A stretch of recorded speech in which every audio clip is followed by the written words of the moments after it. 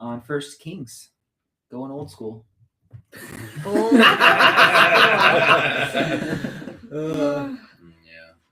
Is that just like all of Old Testament is old school? Yeah, that's what the kids say when they refer to the Old Testament. Old school? Yeah. They are cooler than me. I just want to say, since we talked about old school and the kids, Greg was at a fun college event yesterday, and where he is at is really close to North Central, and so he told the college students he wanted to have the biggest table there, right? Like you want to have the most people there, which is fun because we don't normally, but to Have help fun? them, we have fun. Yeah. We don't usually have the most people at our table, but to help him, they printed pictures of him. They put it under doors of kids in the It's on the dorms. ceiling of the dorm room hallway now. It's on the There ceiling too. of the dorm room hallway. Mm. Somebody slid them under the doors of the students. Was it like, can you find this man or something? Is that what they said? It just says corner coffee. on it. So I thought one of them said, It's just Do you They were stupid. walking around going. "Oh, that's right. Quarter Have you coffee. seen this I man?" wanted it to say Pastor Greg. Pastor Oh, Greg. yes. So I did get called Pastor Greg 4 times. Pastor I Connor love it. Coffee. It was great though, because they were all hanging out for a long time. So people would come up and be like, "Tell me about your church," and I would just say, kids. "Talk to Jessica," Oh, I love which it. is great. Yeah. That's super good. It was fun. That's fun. The face was a lot, but they I had think it's fun. the best thing I've ever seen. Yeah. I was It was like, fun for them. It's great. it was fun for them. That It is was what fun for matters. me. Yeah, it was fun. Pastor Barber. Yeah, that's better. Go right to the last name. We're starting a new series. Moving on. Rachel, can you give us an overview of Kings? Because you prepped the kind of focus of this series. well, I I want to do it. Okay. I can do it, Yeah, but great. you can fill in because What's happening? no, he's laughing because I feel mentally like life has exploded. So Scott has helped me up quite a bit. Which I'm Team grateful Xer. for. We got this. Yeah, Team Xer. But okay, so Okay, Kings boomer. happens. Okay. There's nothing wrong with boomers. I'm We're just going not old one of school. them. Just not one of them. So Kings is coming after Samuel. And it's interesting because the first bit of Kings talks a lot about David and where David's at health wise. He's not doing so good. He's dying. He's old. He's frail. He can't keep warm anymore. But that first part, it actually goes back into Samuel, and it starts with the story of Bathsheba, and that's when David meets a woman, sort of, and decides that she should be his wife. Are you doing the VeggieTales I'm version? doing the VeggieTales version of this, and he decides she should be his wife. He has her husband killed and marries her, and they have a kid, and the first baby dies, and then they have a second kid who is Solomon, and this story begins there, like it begins in the previous book with the story of Bathsheba and Solomon's life. And some people, some of the Old Testament Jewish scholars that I was reading about actually kind of says this beginning part, Solomon is becoming king. It's a transition of power, and it's almost an apology to Solomon, an apology to kind of what his life was. And so Yeah, to it's Uriah an and so interesting, on, yeah, it's an interesting like moment how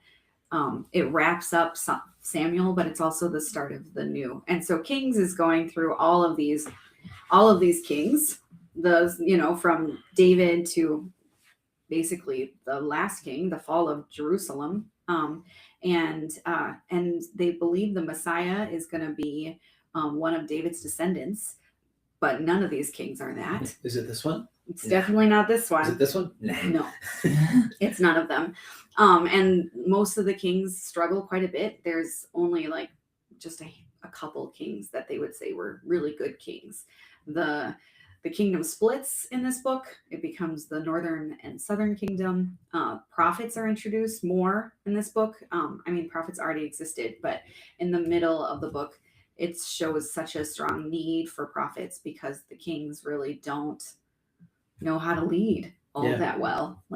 Just having a birthright doesn't exactly make you, they aren't being prepared to be kings. Like we were joking about We're talking about, I mean, the most famous monarchy right now would be like Queen Elizabeth and King Charles and all of them. And it seems like their whole life is being prepared to become the next monarch and the king. And like when I look at Prince William, I'm like, everything he does is in preparation to be the king. And this is not that. There is, I don't know, maybe there is preparation, but it's more about, I don't know. They're not being taught to lead well. Yeah. I mean, if they Kill are, they're kill not those doing who oppose you. Yeah. You're ready. Yeah. And then like, yeah, exactly. And there's power grabs throughout it because we start in First Kings with the oldest son that's still living, Adonijah, because the previous older sons had been killed in Samuel. Yeah, And by their siblings. By their siblings, which is great. Again, they're doing a good job. And so Adonijah is the oldest living one, and he assumes he's going to become the next king. He might have known he wasn't supposed to. He might not have. We don't really know. But Solomon is actually supposed to become the next king. So there's this power grab by Adonijah. It doesn't go so well. Bathsheba intervenes with Nathan, and then they go to King David and say, "Isn't Solomon? You promised Solomon was supposed to be the next king." And so they are able to right that ship for a minute, for maybe 30 seconds. Yeah. It doesn't really stay great. But so this is that story. That first chapter is the story of transition from David. And also what's interesting is if you go back and see the comparison of how David is being described in old age to Abraham being described in old age. When Abraham's in old age, he is described as happy. He gets remarried. He has a few more kids. He's living his best life. David is like just trying to stay warm. He's not doing so good. He's so frail, and it's not it's not ending well for him. Yeah. So that's right, great your for turn. mush. For mush, I do mush brain real well. Yeah. I do. David has, to this point in his life, has been painted this picture of being power, strength, authority, leadership, and an incredible warrior. You know, harkening back to his made Saul so angry. It said like the pop song of the day was Saul kills hundreds, but David kills thousands. Yeah. Which is wouldn't fit through the parent controls of your Spotify list or whatever, but what a song it was. But so David is this picture of power and strength, and then you turn to First Kings, and he's the exact opposite of that. He's no longer this domineering, big, powerful figure. And leading into this whole book is is this king going to be the one that rights the ship, that follows through Abraham's promise that we would be, again, as God's people, that we be living and serving him under his blessing. Maybe it'll be this king. And David's life comes to an end, and it's pretty heavy that he wasn't it wasn't perfect. The temple wasn't built because he was told, well, you've actually killed too many people. So your son, that was the ordination of Solomon, is that your son will build the temple. And so here he was fading into obscurity. And like you said, the power grab rises to the surface. And in the midst of this big transition, as Solomon is coming to the table, as you said, Adonijah grabs onto the throne, declares himself king. He's very selective in who he invites to his big party. And but the thing that remarkable to me in all of this is that, then you said it is for a minute. So after all of these interactions, Adonijah has been called out. King David sits up in his hospice bed. Basically, yeah. Sits up and he goes, he is there's some weird, Solomon was not set up for success. I have this list of things that are just like how Solomon was set up for a bad day. Yeah. His dad was dying. It's a notable thing. His dad didn't communicate to his half-brother about his intentions, his purpose, or God's intentions and purpose. So that's not great. Adonijah, his brother, who wasn't communicated to, was just running with the idea that he was the king. He declared it. And in doing so, he didn't invite people that would stand against him, which included Solomon, which included Nathan the prophet. After some awkward conversations with his dad, which is also not a great setup, from his mom and from the prophet, again, he sits up and goes, Solomon, you're king. So that isn't necessarily a great. Yeah. So you're king, somebody else thinks they're king because you didn't tell them they're not king. Yeah. Good job, Dad. Good job, Dad. Well, even when he tells Solomon to be king, and then I think Nathan the prophet tells Adonijah he's not the king. Like his dad still didn't do that. Yeah. He also didn't say, "Hey, actually, no, sorry, buddy." Yep. Like. So the celebration for Solomon begins, and now Adonijah, he comes to his brother freaking out because please don't kill me, Mhm. please don't kill me, which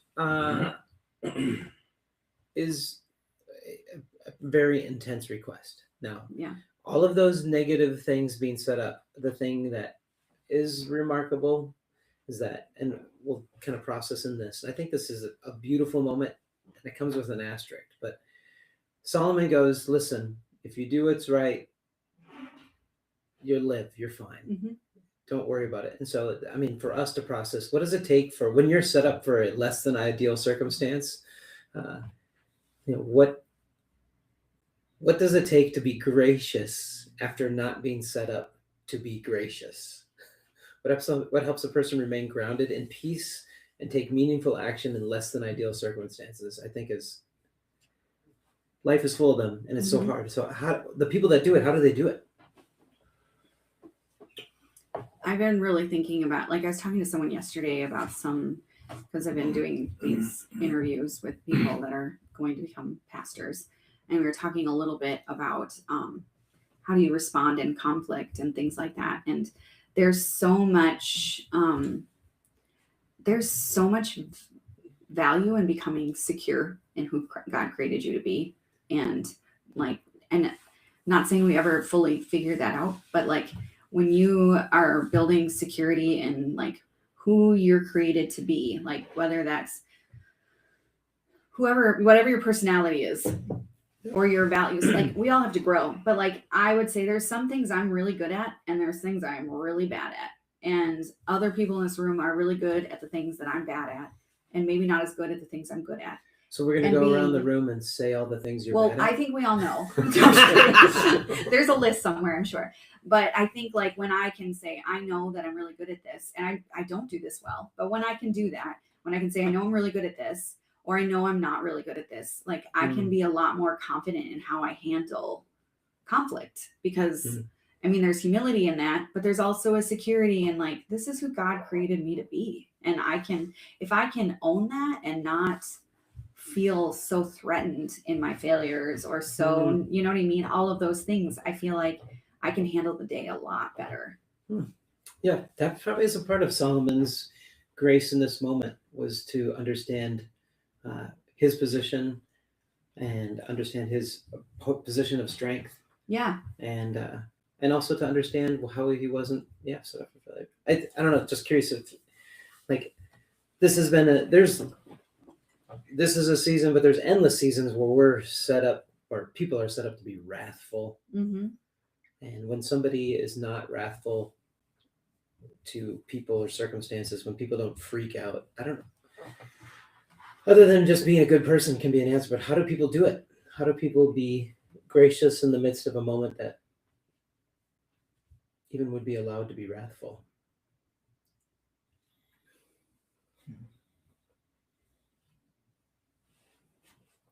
None of us. Well, I just think like how you perceive yourself and others really matters. I think if you agree that all have fallen short of ideal, it's a lot easier to be graceful. When you go, I probably have done something equally as bad or worse, or I've messed up, or I've had my fair share. I think when you think you're owed something or you think you deserve something, that sets you up to be more wrathful or mean, or pride also plays a lot into it. So I think there's a lot of different things that can play into But I think it mostly revolves around self-perception. Like if you think what you think about yourself impacts the way that you treat those around you, for sure. Mm-hmm. Yeah, that's good. Well, I think Adonijah in this moment, like, he definitely thinks he's owed something. Like, he's the oldest. He just assumes, of course, I'm going to be the next king. Like, it seems like maybe that's the way it's been in other countries at that time, or I don't know. I don't know what it looks like. But I don't know much about monarchy, but I think that's I'm how pretty it works. sure that's how it works. Yeah, at least now, you know. And so like he definitely feels he's owed something, but also like the pride is what really knocks, like the pride. And I mean, his dad isn't even dead yet, and he decides he's king. And so nobody has said, "Hey, you're king." Like nobody's done that, but he just assumes that he can take over. And I feel like there is such, I mean, when you step into, I mean, there are some really complicated moments where you have to step into leadership in something. And sometimes it's right. And sometimes somebody else goes, no, actually not for you, you know, or like, how do you know? I don't know. But I think the thing that's, I mean, from what you said, Because like you get giving him the most benefit of the doubt possible. Yeah. Dad could have the reason that David didn't do all the things he was supposed to do is maybe he had dementia. And maybe he's going, Dad ain't got this no more. Yeah. I'm gonna look out for my country and Yeah. take over. I mean, if he did, and then Bathsheba came in and was like, "You promised Solomon." I mean, who knows? This story could it's have been. complicated. There's so much to be yeah, but it's the thing that's really cool about this narrative is that its complexity points to the complexity that we all walk in all the time. And so when there's a moment when, again, to circumvent like how things are supposed to work, that's easy to do. Supposed to work. Yeah. And it's very easy to communicate to people that'll cheer you on and avoid people that might say, "Nah, it's not really a good thing to do." Mm-hmm. And it's like if I wore a fedora in here today, and I'm not going to. But we'd all enjoy it. You got to so surround yourself much. with people that say, "What are you doing?" No, but so you have those two elements, but you also have just your ego not being in check. All these things. This is you don't have to be next in line to king to have these things happening. Oh, 100%. And so This again, is often. how do you have a loop?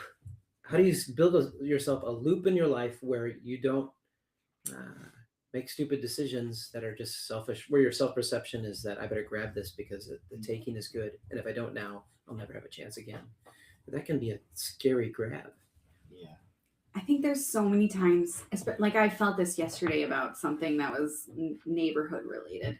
I remember feeling like there's just this moment where I was like, I felt somebody taking something from me, you know, and that's just honest. I'll be honest. But like you have to check yourself in those moments, because the goal is not to like hold everything tightly. Like the goal is to find somebody else to take on the things. And I think there has to be a, like when you feel that like, for me at least, when you feel like that moment of like, oh, I have to control this or I have to hold on tight to it, like there's something in me, I feel like that's happening. And so I do think, I think there's something that I have to do myself, because I'm going to feel that feeling before anybody even sees it. Not always, sometimes other people see it, but I also think, you need somebody else to go, hey, what are you doing? Yeah. And that's, so Adonijah, oldest son, living son of David. Mm-hmm. It could be definitely a moment where you don't have many people keeping you in check. And so it's just a moment of just like you said, just to verbalize, hey, here's where I'm at. What a huge step in the process of of keeping character, being a person of peace, keeping a grounded perspective of reality in the midst of chaotic circumstances or less than ideal circumstances. Well, and Adonijah, I mean, in the Bible, it says that nobody corrected him. Nobody, what is David. it? David, his dad never said, why are you acting like that? Or something. I mean, that's my version. But basically something like that. So there wasn't all his life. So I've seen parents like that before. Yeah, all of us have, I think, that say, why are you acting like that? Or don't say, why are you acting like that? I've never told their kids no. Yeah. And that, like, what does that do to you as an adult? Turns Like, you to daddy. you become a little entitled, and you become Adonijah. You think I should be the king, which that's a hard way to do life. It doesn't really work. It doesn't work out for him, and that's next week. So Solomon has this, Foreshadowing. Solomon has this moment of peace. Again, Solomon is now he's having his own new king party. David is still alive and still functioning. We'll see in the next chapter he has his last words and gives some directions. But Solomon is having his own party as the new ordained whatever king, and he has this opportunity to exercise wrath on his brother, but he doesn't. Yeah. Now, this is the asterisk, and so we are going to celebrate this moment of this momentary peace, momentary rationale. But for those of you who read ahead, Adonijah doesn't make it through the end of chapter 2 before he's killed. His life is taken. But we have to celebrate moments. But then, really, this is a moment to the whole heart of Kings is that, well, David wasn't the Messiah through his lineage, but is Solomon the Messiah?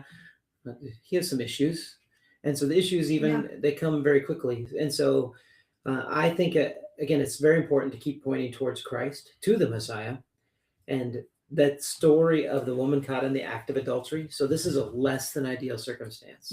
Here's a woman that there is a real failing. They're trying to trap Jesus. It's all it is so far from ideal, as the situation that Solomon was in. And this story where Jesus demonstrates that there is life change is a part of it, but grace in the midst of a less than ideal circumstance is so beautiful.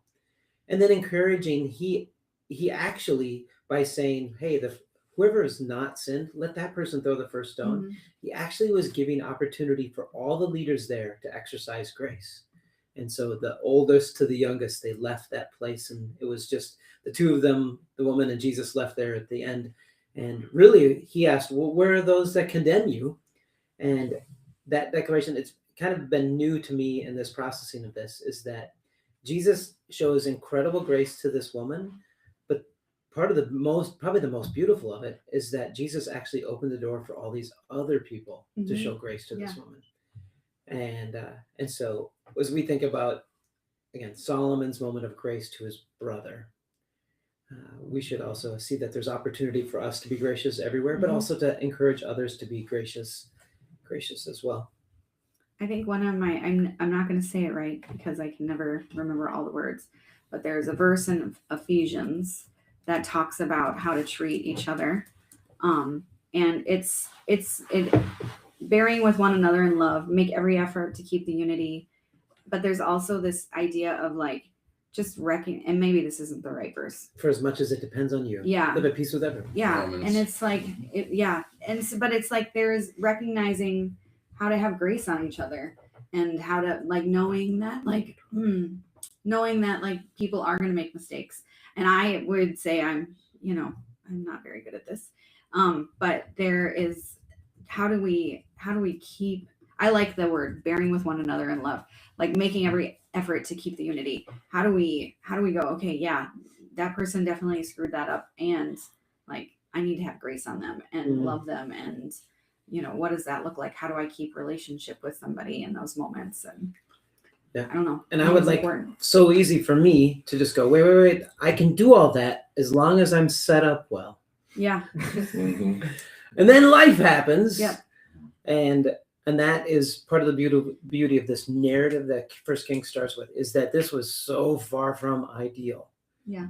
And that call for grace still exists. I think a lot of times, the temptation is to judge a person by their mistakes instead of their underlying character, because everyone's going to screw up. And I mean, in the performing arts world, when you're at an audition and you mess up, that is a good indicator. How you handle that is a great indicator to the director. If they see you mess up and then they see you recover, well, that's more valuable to them because they see the character underneath. you see this person can handle themselves even when there's a mistake and when circumstances are less than ideal.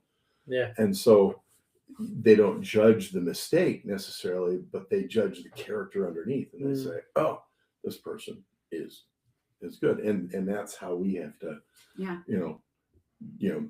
judge the person underneath, the character underneath, not every time they mess up. I like that. That's so good. And there's no greater opportunity to have mess ups be in the spotlight than when there's a transition of power. And so, amen to that. And so that's, it's the power of just having these things said there's power in that. But to see it in narrative and see it played out and then bring it to our own story is really important. I like it. You gotta wrap up. I think that everything ties into this, but the idea of Sermon on the Mount, when we were talking about like the focus to be holy, to be like Christ, to all these things, it shows itself a little bit even in here. Solomon replied, if he shows himself to be worthy, he won't be harmed, but if he's evil, he will die. Now that's a little bit more extreme than we have today, but there's a moment where he goes, and this person can go on, and I hope that they grow and have good character. Mm-hmm. Yeah. And I think that that's something that we can tie back, even in the not ideal of the situation. There was a crappy thing that happened. Now how will people respond? Yeah. And it's cool for us to be able to look back and go, well, hopefully we grow and have good character and don't die. Don't. I want to live. But yeah, it's good. I'm very excited for these. The end of 1 Kings, beginning of 2 Kings is one of my favorite parts of the entire Bible. So Nice. I like it. We'll see you guys next week. bye.